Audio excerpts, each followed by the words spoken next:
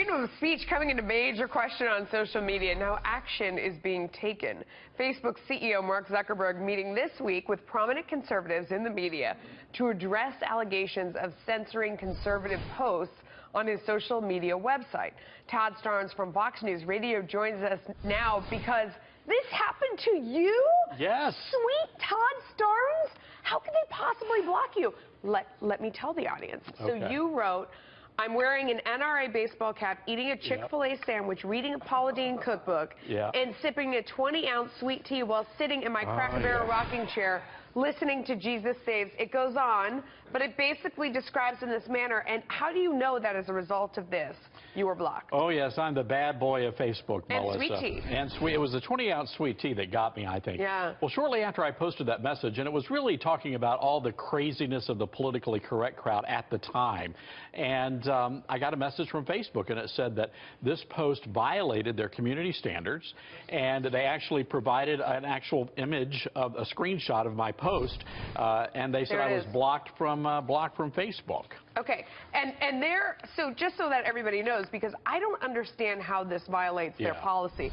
They said it's about respectful speech and hate speech in its community standards, and that they may remove certain kinds of sensitive comment or limit what the audience sees. They remove hate speech, which they describe as based on race, ethnicity, national origin, religious affiliation, sexual orientation, sex, gender identity, serious disability. So I looked at that list and I read your post. I mean, is it about that sweet tea has a lot of sugar? Mayor Bloomberg is worried that there's going to be other than that, I don't. Could be. They also talked about, they take away posts that, involve nudity or pornography. For the record, everybody has to wear pants on my site. And Paula Deen wasn't doing anything untoward with the butter. So I think we're pretty much safe there. But look, I think this goes to an overall issue of, is Facebook, in fact, cracking down on conservative conversation? And I believe they are. I know Mark Zuckerberg says that's not the case, but far too many times I've received messages from fellow conservatives who say they've been attacked. So for basis of comparison, the thing that you were talking about was tongue-in-cheek, and of course you mentioned Chick-fil-A, which obviously has had different issues with gay marriage and this and that. But at the same time, we just quickly on our staff here and After the Bell looked around on Facebook and found current pages that are titled F Donald Trump, F Sarah Palin, and then they go on with a bunch of expletives after that. Tea Party can kiss my, we've got to bleep that as well.